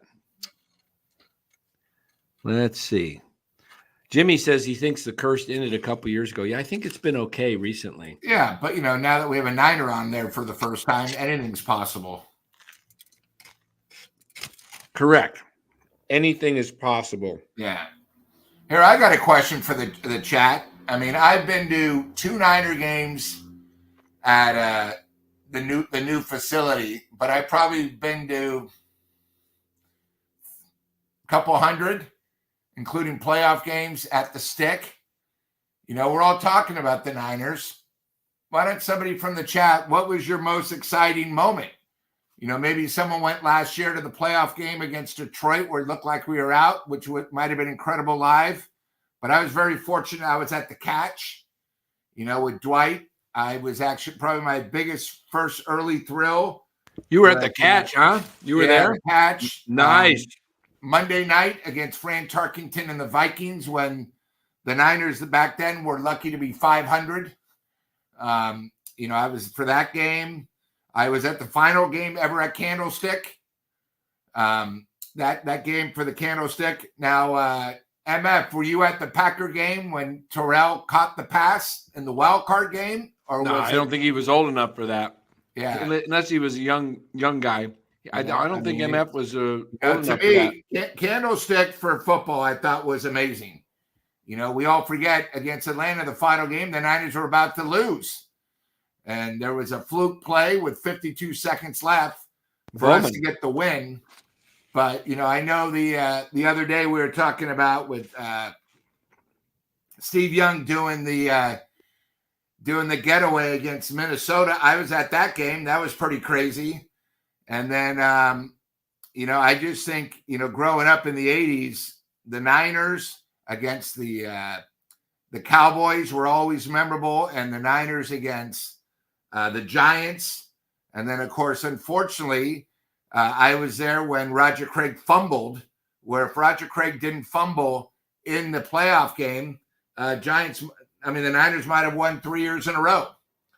I mean, the 19 totally. It's the greatest game ever. That was the day the 1990 NFC Championship game. Greatest game ever. I remember that game so well because it was the day the Desert Storm 1 started. Wow. And I was like, Good call, Philip. Good call. What Philip have to say? Oh, 90 championship game, greatest game I ever seen. Oh, Giants. Yeah, Giants, Niners. I had been to some games growing up as a 49er fan. My uncle, who since passed away, but he was the attorney that handled the sale from Morabito that owned the Niners. Was it the Morabito family, Lou? I'm trying to think. Yeah, Morabito. So he was the attorney handling that sale to DeBart, to Eddie D. Yeah. And we had tickets on the 50-yard line right below the press box. Oh, okay. So section 18 probably? Yeah. Right there on the 50. Great. Yeah, that was section 18. And lower, field box. Well, lower box. And then you had the we were the press box would have been upper box. Yeah, we were upper box. Section 18, yeah. Upper box, but right below the glass. But great view, and really loved those seats. But Candlestick, man, it's amazing how narrow Candlestick, the old stadium, built with the, when you walked out, how narrow just walking in the, what do you call that? What do they call that? The concourse or whatever? Yeah, the concourse or the, yeah. It was just so narrow, But I remember so much as a kid being there so much more often for Giants. Being born and raised in San Francisco, it was so easy to get to a game. For people that aren't from San Francisco, when the stick was going, you would get Muni for Giant games and Niner games. Niner games were $5 round trip. You would drop me off right in front. You would go in. There was never really a big line to get in unless you tailgated back then. I was a little bit too young for tailgating, but it was so well organized. And then after the game, you would actually just get on a bus, usually just sit down in the exit just to get home, But for Giant games, it was $1 round trip. For Niner games, it was $5 round trip. It was pretty unbelievable. And you know what? Wow. It's funny. We speak about Dan. We had a thing the other day. You'd go to Candlestick for like a Niner game. They still had great food, and it was very reasonable, unlike Levi's now. Dan, you could get you'd get a sauerkraut hot dog, a Coke, and a popcorn. It might run you maybe $7 for all three. It was amazing. Wow. They even had they had a Carlton ice chocolate malt with a little wooden spoon. It was $1. Mother's cookies, big, probably good sized cookies this big. They were $1. Even what was so funny is they don't do this anymore, but they used to serve beer in the stands. Remember that, Dan? Yep. At Candlestick, where a guy would come in with a whole case, probably, I think it was 48 beers, and he would never even be able to get down a whole entire row because guys would get him in these little cups by Stevens or whatever who were the people that made all that? But yeah, it was amazing. Yeah, there were always Bud Long necks you would get for $7. Yeah, no, it was. I loved Candlestick. That was for me. I just, as a kid, driving. As soon as I got over the hill and looked in, it's like, oh, that stadium was just everything to me. I just always remember when we go to the airport or something, I'd be, look, Mom, there's Candlestick. Oh, yeah. When you come up 101, it would be on the right. Yeah. Yeah. Just that park. I don't know. It just, it was just like a second home. I was always, I had to drive because I didn't live in the city. So I drove from the East Bay, but I used to go all the time to Giants games, and I went to Niner games. But, obviously more Giants games, but just driving as a 16-year-old, as soon as I got my driver's license, man, I was heading to the stick. It's a shame that, that they didn't rebuild there for the Niners. Just tear it, if you're going to go modern, man, just use that land. The city just choked on that one. They really did. Yeah, I don't know. So was it was Newsom mayor back then when it finally got torn down? I'm trying to think. Or was it Brown?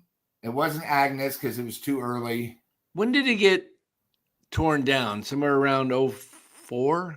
It's probably about 20 years now. Because our ballpark just turned 21. So say 25, 99 maybe? No. Yeah, I'm not sure exactly. I mean, the ballpark opened up in 2000, Oracle, Pac Bell at the time. So that's when it was built. I'm trying to think when it happened. Let's see.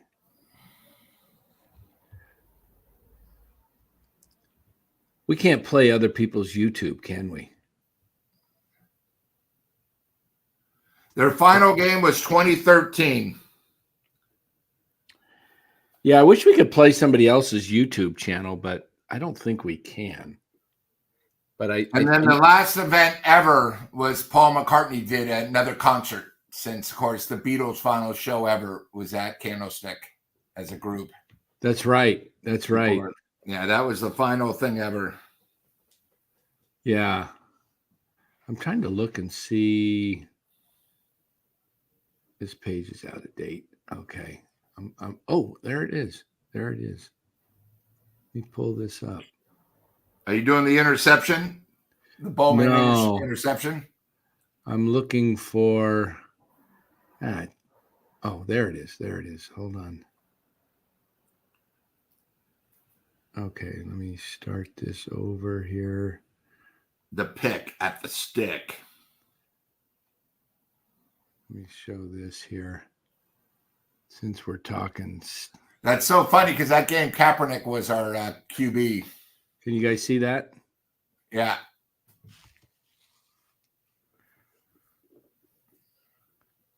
This is them tearing down Candlestick. Man, how sad. And Dan, you remember growing up when you had the Milk Farm cartons? Yeah. You would get free tickets to the Niners and obstructed view. Yeah. The wind was so much more intense there than it is at Oracle, huh? Why? But I'll tell you one thing. I've been to a few games at Oracle Park now. It gets cold there, too.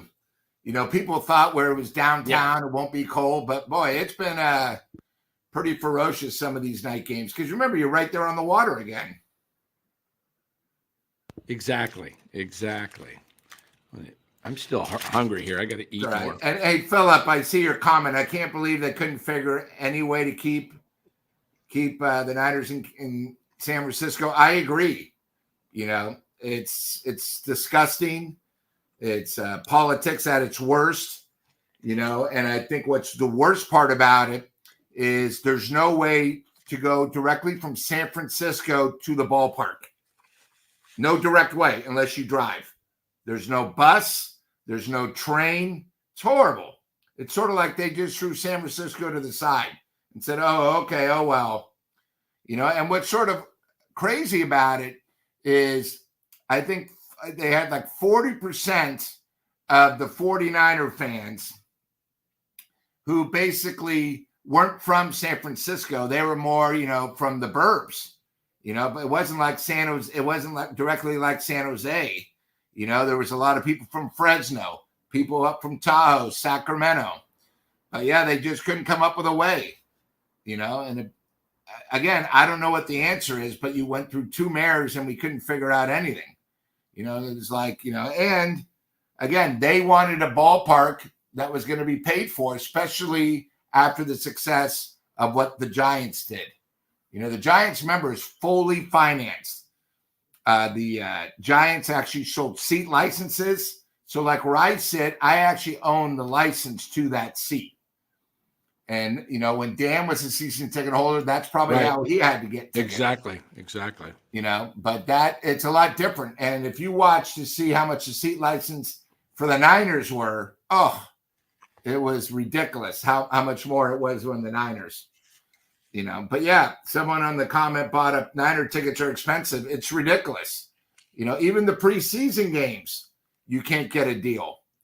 I mean, tickets literally, I think, range from like the worst 375 up to like, 3,500, and again, I know it's only 8 games a year that count, but that's pretty steep if you have 4 people, compared to 81 games at Oracle for the Giants. But what can you do? No, Dan, we were saying the Niners played there in 13. I thought Right. Candlestick's final game was 2013. Oh, yeah. What am I thinking? That's right. They didn't tear it down in 04. That's right. The Niners played there. I was thinking. Yeah, no. Yeah, that's right. They didn't tear it down until like 15 or 16. Yeah, it says it closed August 14th, 2014 for destruction. Oh, 14. Okay. Yeah. 66 years old it was. Wow. Capacity 69,732. How much? 69,732. Wow. For baseball, it only used to be like 58. Yeah. I mean, I remember, God, they talk about how loud it was when the Giants would fill that place up the stick, like the playoff games, crazy. or Yeah. maybe when the Dodgers come to town. There was nothing louder. Just the way it was going. I was there at a game when Mike Ivey hit a pinch hit grand slam against the Dodgers. Don Sutton? Yeah. I was in the low pitch. Yeah. I was in the right field, right field, the pull-out seats for football. Oh, yeah. And even those seats, which are not attached to the upper deck, I could feel the stadium shaking. I mean, that was when people really, really hated the Dodgers. Because now, I don't know what's happened, but the rivalry, ever since Farhan took over the Giants, it's gone. Yeah, I agree.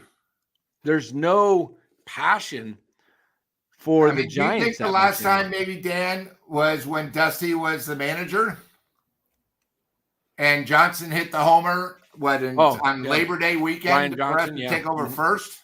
Right. I mean, it's sort of pathetic where, I don't know if anybody saw the A's game on Sunday. Oh, the Dodgers announcers talking about it? They had the biggest crowd they've had on Sunday. There was no A's fans. It was all Dodger blue. Well, what's happened? I think they had 30-something thousand. They must have had 28,000 Dodger fans. They were everywhere. But you know what? That's sort of how the Giants were when they used to go down to San Diego when we were good.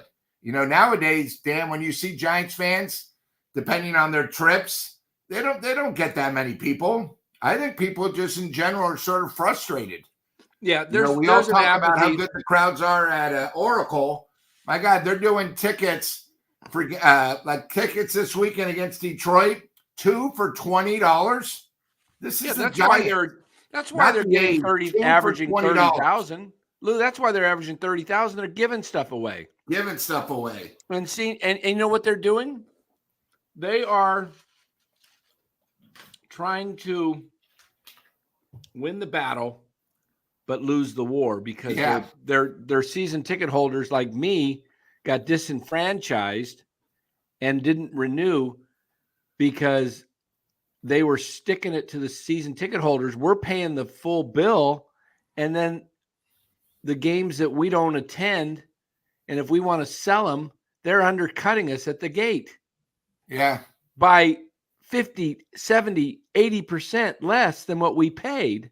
And so people say, well, I'm not going to pay full price. I can just walk up and get 2 for $20, or I can buy tickets for $5.01 for Levi, as many games as I want.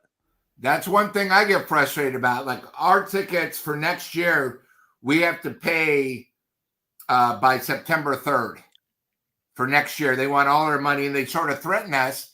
But then once January and February comes, they start the 501 or tickets $20. Yeah, they're not where my seats are, but they're 20 rows back. Right. And you can go to club level. Like I know you had club level tickets. the other thing too about Giants tickets, if you don't want it, great seats, like, I like to sit in the front row because they're mine. But if I want to go to club level or I want to go somewhere, except for maybe the bleachers, you can go on StubHub and there's 1,000 tickets all for sale. Right. It's one of those things, So, I think the situation though. Oh, did we got? I know we did it the other day, but shout out again to Patrick Willis being inducted into the Hall of Fame for the Niners. Number 368, 78th player in history in the Hall of Fame. I loved his speech.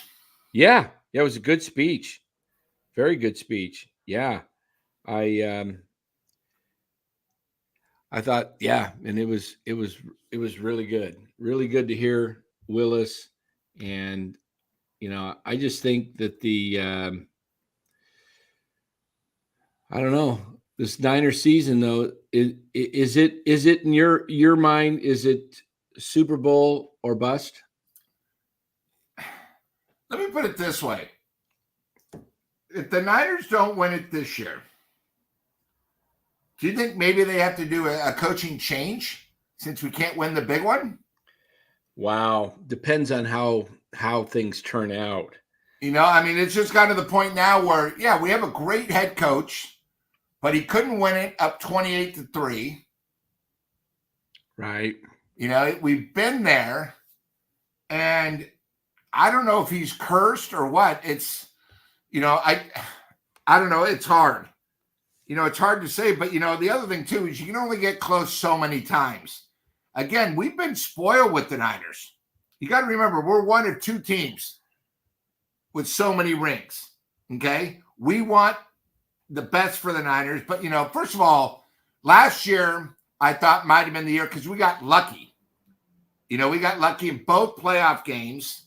When you really look at it, both playoff games, we got lucky. We got to the dance. We had a chance to win it, and we couldn't win again. Now, again, we're going against one of the greatest of our generation quarterbacks, but Kansas City isn't better than us. We play them 5 times. We beat them 3-2, maybe 4-1. Right. But, I think when you get that 2 weeks to get prepared, it's so frustrating. If you go back, it was funny. I watched the other day in NFL when we had the game against Baltimore where, people forget we were getting destroyed and then the lights went out. That's right. New Orleans. We then came all the way back. And what do? We run the same play.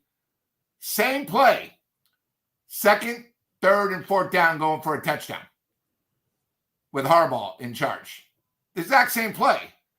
So it's just, I don't know if we're just cursed, but also you got to remember, guys, it's so hard to get there. We don't know about injuries. We had another injury that sort of hurt us again this year. A couple of years ago when the Niners played KC, 3rd down and 22. All we got to do is bat the ball down. Right. And we couldn't do that. So I just think a lot of times, we've been so spoiled with our championships. Maybe some of those others we didn't deserve. Against Cincinnati a couple of times, maybe we didn't deserve. We had to stop at the goal line. We had the amazing drive. Right. I think what comes around goes around.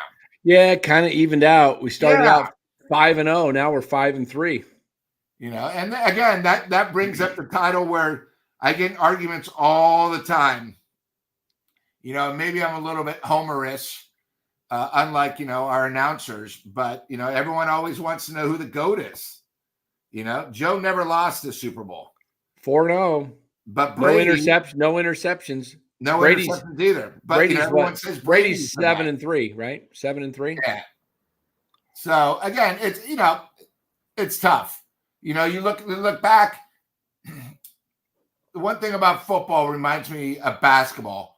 When the Celtics and Lakers dominated the 80s, right? If it wasn't for the other team, one team would have won 10 straight. Right. It's the same thing where, people in the 70s, you look at the Raiders in Pittsburgh. Right. If it wasn't for the Steelers, the Raiders would have won 5 straight. And if it wasn't for the Raiders, the Steelers would have, they might have 10 by now. So I think, you just got to take what you can get. And that's why it's so special when you win it. You go back to the Giants in our 3 World Series. We weren't favored in any single division of the playoffs, not one. And we had 3 rings. Now, again, I give a lot to, our team at the time was gelling. We have probably one of the greatest managers of all time who knows how to, handle the bullpen. We had clutch hitting. When you look through 10, 12, and 14, there was a lot of luck involved. 2 of the years, we shouldn't have even got out of the first round. Philly. Atlanta, we should have never gotten past Atlanta the first time. Philly, we should have never, they were better than us, but we got lucky. But again, the thing about those teams is they all played for one purpose, not each other, but for a championship. Right. And, that's the one thing about the Giants these days. That's why Bonds never won a title. It was all more about Barry, his stats, never about the team. Right. And when you go back to like 89, when the Giants, got to the World Series, when, we had that other year where we won 200, 1987? Was that when we had the 103 wins? You got to remember, we had 4 superstars on that team, but we all played to win. And I think that's one of the problems with these recent Giant teams. We're not really playing like a team. When we went to the big core 4 that just went on the wall. Yeah. All those guys sacrificed for each other. They all did whatever it takes to get the W. That's all they wanted, the win. They didn't care about anything else. And, nowadays with baseball players, it's like the Dodgers. Yeah, the Dodgers are better than us. But guess what? Except for the strike year, they're not even making it to the dance. They can't get out of it. Right. They've won 1 World Series since 1988, and 2020 is a Cracker Jacks. Correct. World Series, so, man. It's not a real ring, in my opinion. 60 games. Come on. It's just like the Lakers winning their title, during the bubble. So the Lakers and the Dodgers both won in 2020. No parade, nothing. Yeah. It was a sham. Look, you're right, Philip. It was 93 with 103 wins. Yeah, 103 and 59. They lost the last game of the season. I was there at Dodger Stadium. Yeah, they got rocked like 10-0. It was Steve Finley. Yeah, no, it was the big pitcher that the Giants had, Solomon Torres, who they could have had Dennis Martinez earlier in the season, but they didn't trade him, and he never did anything for the Giants. He became a decent reliever for somebody else. I can't remember, but I kind of look at the Niners. I mean, the 49ers, there's some parallels between the 49ers and the Rams and the Giants and Dodgers. It's kind of like the Niners own California. They own the stadium here at Levi's, but they also own SoFi when they play. It's Levi's South. When the Dodgers come up north, it's Dodger Stadium North at Oracle. Yeah. It's the fan base for the Giants has just dwindled because the franchise has been run. I see Mickey Mouse rings out there. Yeah, it's kind of being run like Mickey Mouse. It's very pathetic the way the Giants have become. They don't even, Lou, when they played at Dodger Stadium right before the trade deadline. Yeah. Was it before the trade deadline or afterwards? I can't remember. No, it was after. The first 4 games, I think, are that they played 3 games. No, it was right before. Yeah. Right before the trade deadline. When they played the Dodgers and they would pan the crowd at Dodger Stadium, I was looking all over. Where's my Giants hats? I don't have one. They're over at my chair. I was looking for anything black, orange, And I could not find a stinking Giants fan in the crowd. And, when we had our run from even before 2010, when Barry was playing in the 90s and early 2000s, you'd look at Dodger Stadium, there was always a ton of Giants fans Yeah, about there. 7,500 of the 50,000. You saw Yeah, all around you the saw, dugout. you saw, maybe 10,000, 20%. It was 80-20. Yeah. And now you go to a Giants-Dodgers game at Dodger Stadium, it's probably 98%. There's got to be a couple sprinkled Giants fans in there. Maybe they're afraid to wear the hat. I don't know. But Yeah, it definitely has dropped. I think, the other thing that a lot of people don't talk about now, and I think why the Niners, I know, guys, it says there's 30,000. Go to the games, there's not 30,000. Maybe that's tickets they've given away and tickets purchased. But I think something that's really hurt them is Chase being so close, having the Warriors. I mean, there are times when, you have a Warrior game, a Giants game. Maybe you also have Sharks tickets. I mean, I'll never forget. Did you say Warriors, Lou? I'm sorry? Did you say Warriors?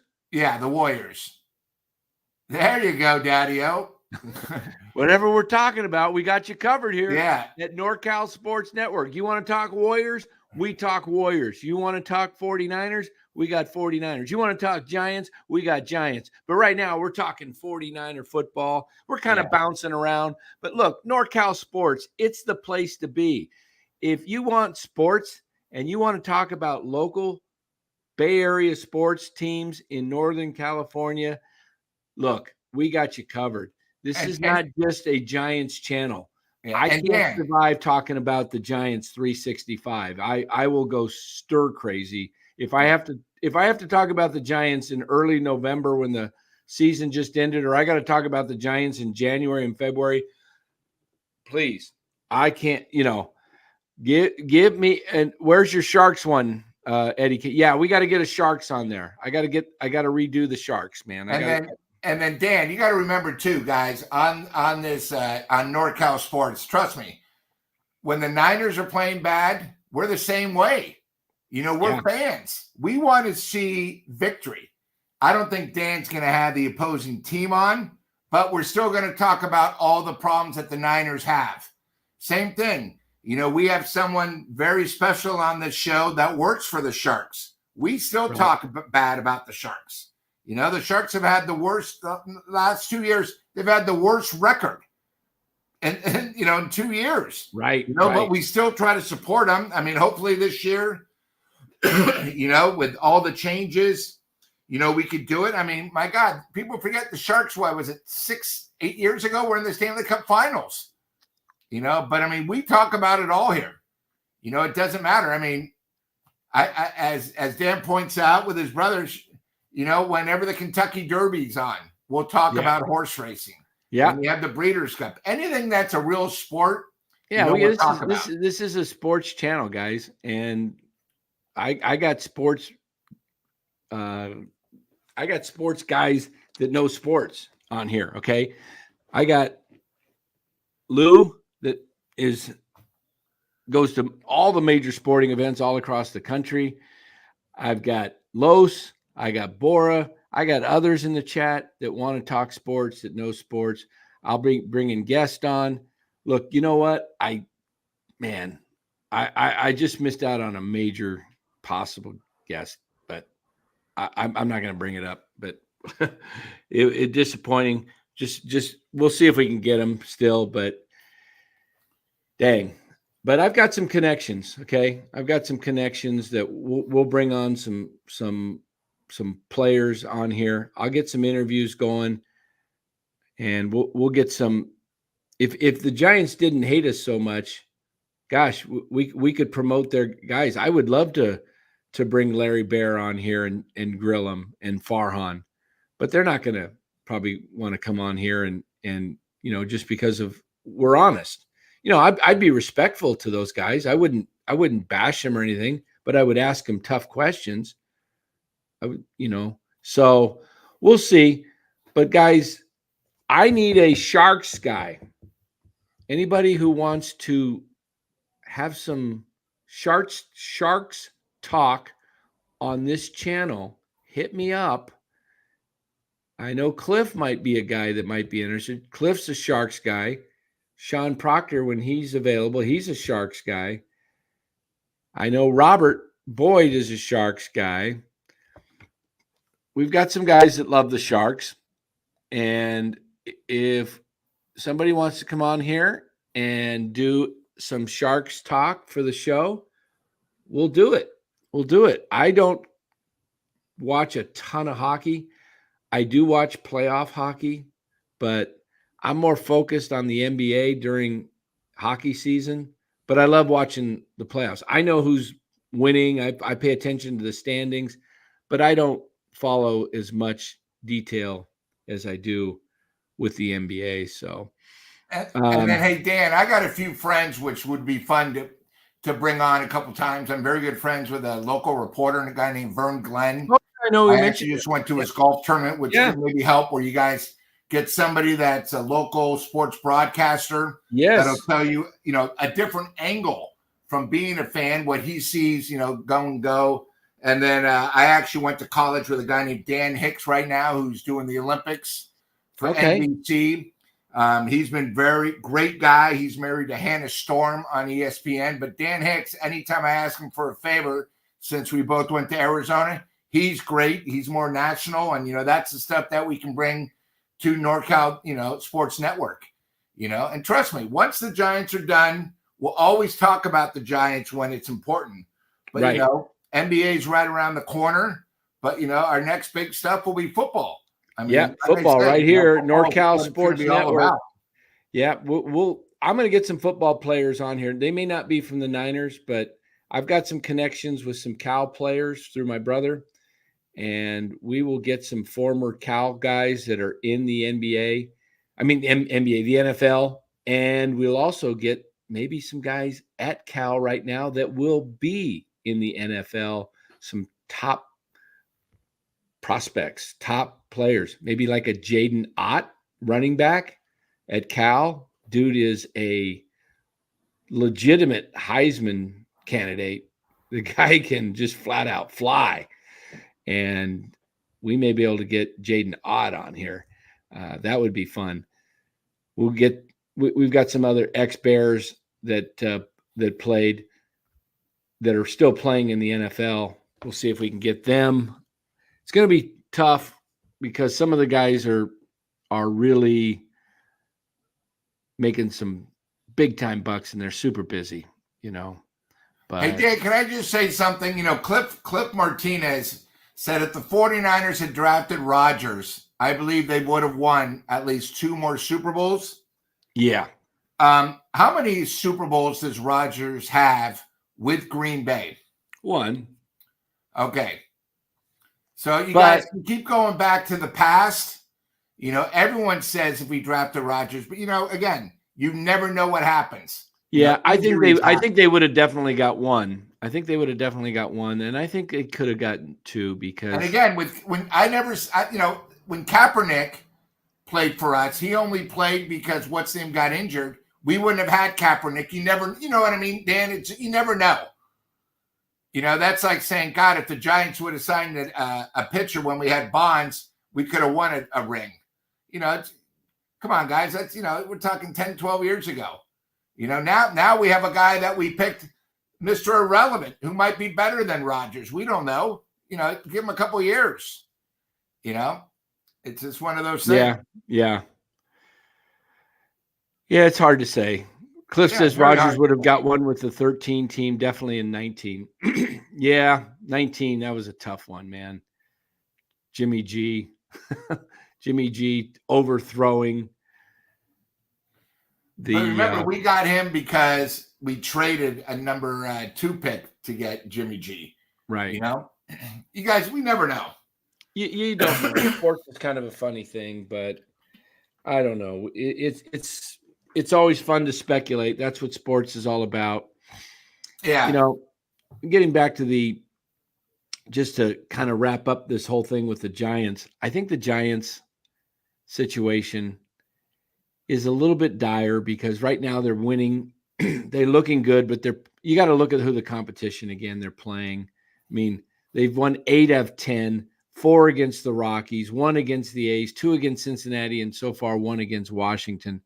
These are all teams that are not even close to 500. Maybe the Reds are the closest, but they're still like 10 under, roughly 7 under, whatever they are. I don't know what the Reds are. Maybe they're 5 or 6 under. But look, you win the games that are put on your schedule. That's all you can do. But they've got a tough September, and they're 4.5 back. It's interesting. 8-2, you think they would gain some ground. You think 8-2, you'd gain 2 games, right? At least. You think, oh, we're 8-2 in our last 10. We're only 2.5 off the wild. You're still 4.5 back. And you can't keep this up much longer. Playing 80% ball. Yeah, because you're a 500 team. So you're going to revert to your means. You're not above 500 team. It took you 114 games to get to 500. Now, where do you go? They might go 2-3 over. I said this year, I think the most they go over is something like 4 or 5 over. And the most they go back is like 5 or 6. And just kind of in that range. They just reek average to me. That's what they look like. Just an average team. They've got a lot of journeyman type players. They've got some young guys, which I like. I mean, I'm thrilled that they've got Fitzgerald and Ramos, and Bailey. But the rest of the team, they're really not super young. At first base, they got Schmidt at second. He's doing okay. Fitzgerald, they got Chapman. He's doing good. We're missing something. You're missing stars. Yeah. You're missing stars. You don't have anybody to really carry you. Chapman can carry you for a few games, maybe a week, but he's going to fall back into a funk. Guarantee it. Book it. Write it down. It's going to happen. He's hitting like 247-ish right now, I believe. I think he's going to, let's see. Chapman is hitting, I'll tell you what he's hitting right now. Chapman's hitting 246. Look, check back with me at the end of the next homestand. If Chapman's still hitting 245 or better, I'll be like, I was wrong. But I'll bet you by the end of the homestand, who do they got after Detroit at home, Atlanta? Yeah. And that's it, right? And then they go to Oakland. Yeah. So for 2. And Oakland's no giveaway. I mean, they're playing good ball right now. Yeah, you check back with me after the Oakland series. I'll bet you Chapman's under 240. And then, Dan, they're going against a lefty tomorrow. They got Mackenzie Gore going. He's not been that great. He's hittable. So I got to believe that they got a shot at him. But, he's also due to pitch a pretty good game because he hasn't pitched very well in several games, and he was really good at the beginning of the season. So we'll see where that goes.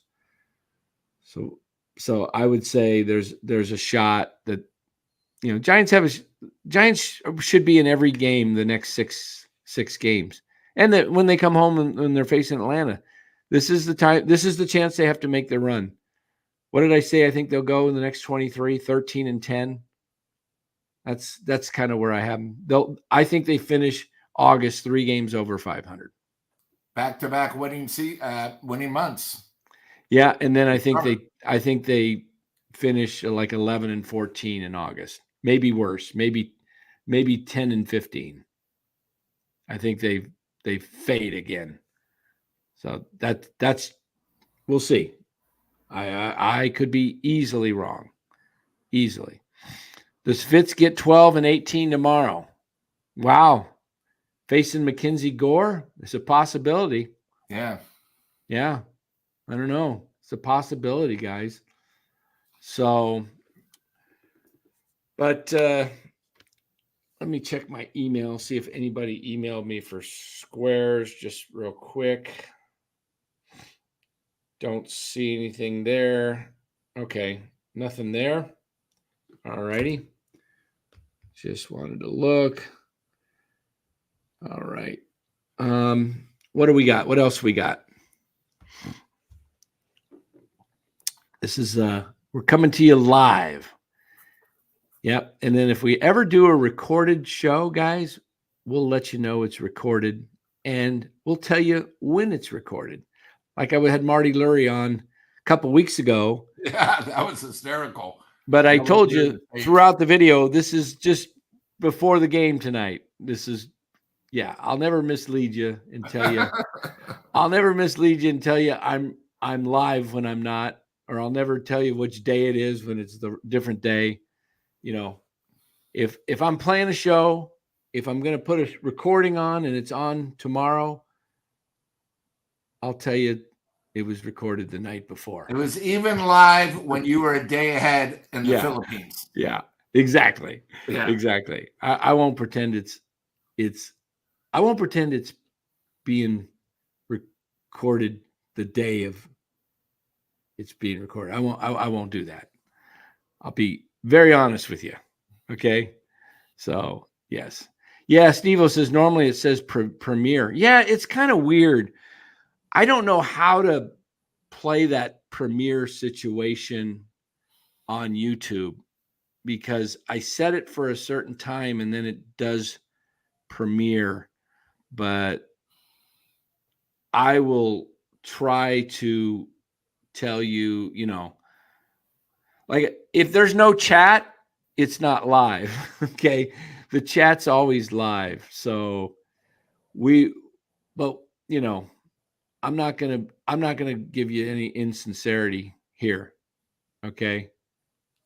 So, yeah, I mean, if you're, you know, there's a lot of recording that goes on in this business YouTube because you have to, if you're not available to do a live, you record it, but you know, you don't want to, I don't know. That's just me. If I'm recording, I'm going to let you know it was pre-recorded and you'll know it's just a video. If it's a live stream, it's hard for me because I haven't been able to figure out how to make it just a recording and put it out there versus it showing up as a live. So I'll work on that with YouTube. But anyway. Oh, Cliff. Did you wait. Cliff, is that a joke? Is that a joke, Cliff? I don't think you could. Could I get her? Oh, laughing at it. It's a joke. Yeah, I don't think you can send a super chat during a recording. That's pretty funny though. That's a good one. Yeah. So we'll get Marty on again. He's been on vacation. We'll get Marty back on here, hopefully within the next week. I see you're joking. Yeah, I figured it out, Cliff. Yeah, you can't even do a super chat on a recording. But I'll get Marty on here. We'll get Ned Coletti back on. Ned enjoys coming on here. He loves talking to the chat. We'll get some other guests on as well. And then, hey, Dan, Thursday being a 1:00 game, will the show still be at the same time? Yeah, 8:00. All right. Yeah, nobody's really available 4 o'clock. It's kind of hard. We're more unless there's a big trade. Yeah, if there's something big that goes on. Yeah, if an Aiyuk trade goes down, we'll come on and do a show, whether it be Lou and I or Los and I or just myself, or maybe it's just Los and Bora. It depends on the availability of us because Lou's got a job outside of here. I've got a job outside of here. Los got a job. We work for a living. Hey, by the way, we do appreciate you guys and your support being part of the channel. If you would hit the like button, it would mean a lot. And subscribe if you're watching and you haven't subscribed. Look, we do this as something we enjoy doing, but I'll be honest with you, it's a lot of effort to spend a couple hours a day doing some prep work, looking what's the show going to be like? What am I going to talk about? What do I want to pull up? These type of things. So if you guys, you know, you don't have to contribute. I don't ask anybody to contribute. I don't expect you to contribute financially, but if you want to, go ahead. It helps. I do try. We collect some ad revenue from YouTube.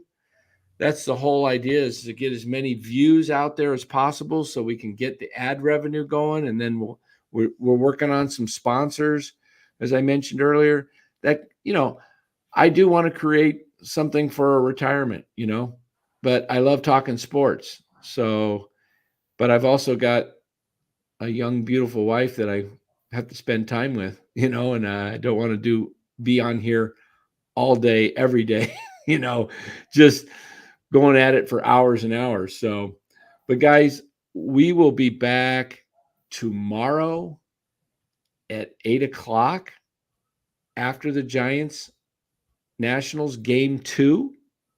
So, yep, same bat channel, same bat time. Yeah, I like it. As Mark says, same bat channel, same bat time. We'll be back at 8:00. Will the Giants go over 500? Let's see. Mark says, Dan, maybe try one time just talk calls and just get a day off of preparing. Oh yeah. Yeah, we could do some talk calls. It'd be nice, yeah, to have some. What I love when I open it up the chat when you guys come in. It's great. Like Lou's on here, is I invited him into the stream to come on. He comes on. You guys can come on like that. Lou, hit your stop cam and you guys just hit the stop cam button. See, if you guys want to come on and just talk, listen to Lou. Go ahead, Lou. You could talk. Hey. Yeah. See, guys, it's like talk radio. You could come in. We've had some great guys do it, Dan. I've been very impressed with sometimes where these guys from the chat talk a good game, but they follow through. Yeah. Especially about Giants, about everything, what they feel. And what's great about this is everyone has a different opinion. Doesn't mean you're wrong, but it's just, it's being a fan. Right. We all want the World Series ring, but there's different ways to get to that final destination. Right. So you guys can see Lou just hit the stop cam button. You would have the same thing. If you came in here, you could hit the stop cam and you're just going to have that black screen up there. And if you don't want to come on the show, I get it. Sometimes I don't want to put my radio face on the show either, But you know what? You just hit the stop cam button like that. Bingo. Now I've got a picture on mine because that's with my YouTube. That's an old picture, by the way. Actually, that was 2007. That's 7 years old. Man, I looked younger 7 years ago. 17 years old. That's 7 years ago, man. Oh, I thought you said 2007. No, 7 years ago, 2017. All right. That was taken in 2017. Yep. I was 56. I'll be 63 here in about 12 days. No, 2 weeks. Wait. What's today? The 5th? Today's the 5th. Yeah, 2 weeks from today. My birthday. I'll be 60. Everyone remember that. 63 on the 19th. Giants have a game too this year. They usually have a day off on my birthday. Social Security. Yeah. I'm waiting, Lou. I'm waiting. I'm trying to build it up. Hopefully it's guys, still there. By the way, I use Dan. That's right. I'm not just a talker. I use Dan. In my business, we had a few different changes. I saw the show. I said, Dan, is it okay? Boom. Very simple process. Now I feel like I have no problems. So yeah, guys, Lou is one of my clients now. He does invest with me from his 401k, and we put it into a plan that's going to make money, can never lose money. So yeah, get that. If you need some help there, you want to grow your money for retirement, you want to not risk it. Look what happened to the markets today, guys. Took a beating. Yep. So you cannot lose money at all. If you give me a call, I'll explain it to you. You can reach me up there. My phone number's in the top corner there, 623-825-3900. I actually have a toll-free number, and that number is, hold on, I'll tell you what it is. Nothing is, okay, my toll-free number is 888 888-960-7233. Again, 888-960-7233. So, and then, hey, Dan, one of these nights when off a big win, I'll tell you and the chat sort of what I do, what my job is. yeah. You keep saying I get to attend all these events. That's exciting, guys. We'll talk more about it, of what I do, how I can maybe help the chat, where, maybe they have that bucket list event they want to go to, like the Masters, the Masters, Kentucky Derby, Super Bowl. And there's a lot of ways out there. Like I told Dan, probably it was 3 weeks ago after they announced the 2025 schedule, the Giants are going to be playing the Chicago Cubs the second weekend in May. So what I did is I'm already going to be at the Kentucky Derby. So I said, hey, if I'm going to be in Louisville for the Derby, why don't I then go to Chicago? And I already have my accommodation. So when the Giants play in Chicago, I'm all set up. Lou, I may have to go on that trip. I may have to hitch a ride with you, man. That sounds like but there's stuff. And then, hey guys, again, try to give money so we can fill the squares. And we'll probably do this every year. So, this year, if it's a success, maybe next year, maybe one of you people on the chat might have something like a GoFund or trying to put something together. And, since you guys helped us out, we'll try to put something together for you. I don't mind donating tickets. That's sort of what it's all about. You might have somebody that's got a huge birthday or something, or someone that, we all have friends that are very well off that you got to get them something special. We're all on the same team, so we're all trying to help each other out. Yeah.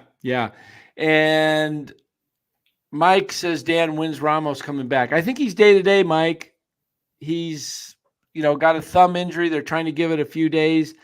I don't think you're going to expect a ton back from Ramos with this thumb injury. He's probably going to be dealing with it for the rest of the year. It's probably never going to be 100% because he's, so Ramos, it's a tough break because he's been regressing a little bit. I think part of it is the thumb, but I don't think he's out for too much longer. I would expect him back in a few days.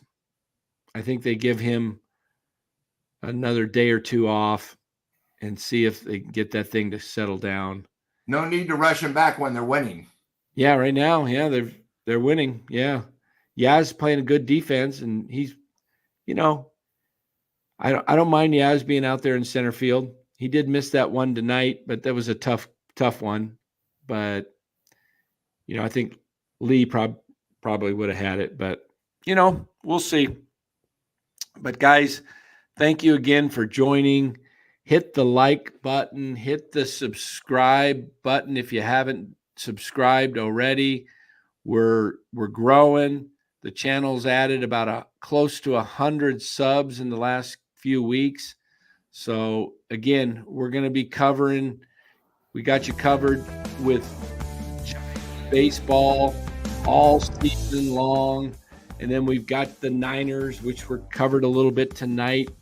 We'll hit that. We'll even do some Olympics here. We'll do some shows on the Olympics with the dream team, basketball team. We'll get that. Steph Curry playing. He's been struggling with his shot. Hopefully he'll find that shot. But hard to get into a rhythm when you only get a few shots a game. And that ball. That ball looks different, doesn't it? Yeah. I don't know, man. It looks funny. I don't know if it feels different, but it sure looks different. So, but we'll get into some Olympics. We'll definitely have your back here when it comes to Niners coverage. And then we'll be getting into the Warriors basketball, all of that. We got you covered. Everything that's happening with NorCal sports, we've got you covered. Again, don't forget to check us out on Spotify. We're there. You can listen to the podcast if you're driving on Spotify. We've got some posts out there on Instagram, Facebook, also on Apple Podcast and TikTok. So we got you all covered there. So, Lou, you got any parting shots you want to say before we get out of here? Got to win tomorrow. Let's get over 500. You know, Yes. it's like how people were in high school. You're at C level, trying to make it a B. Here's a golden opportunity. We're favored tomorrow on the road. We're going against a lefty who is struggling. Is struggling. And our right-hand bat's got to be ready. And let's try to, you know what's been great today? We got the lead. It's nice. Yeah, got the lead. And you First get the bat. lead. Got it right away. Yeah. Got it right away. Hey, listen to this. Here's our prediction. Here's my prediction. Giants finish the month of August going into September, 3 games over 500. They go 13-10, their final 23 games. But come September, I've got them going either 11-14, 10-15. They either finish up 81-81 or 80-82. I think that's where you're going to see the Giants end up. That's just based on looking at the schedule and seeing how this team is. It's pretty much a 500 team, I think. But right now, you got to ride the wave. You got to take it when you can. So, as Lou said, let's get over 500 tomorrow night. We'll be back tomorrow night. I don't know who will be here. I should be here. Who knows? I don't know what tomorrow holds. Lord only knows. So, hope to be back tomorrow night myself. Either Lou will be in the chair or Los or Bora or a combination, but we got you covered. So see you tomorrow night, guys, at 8 o'clock. Thanks again.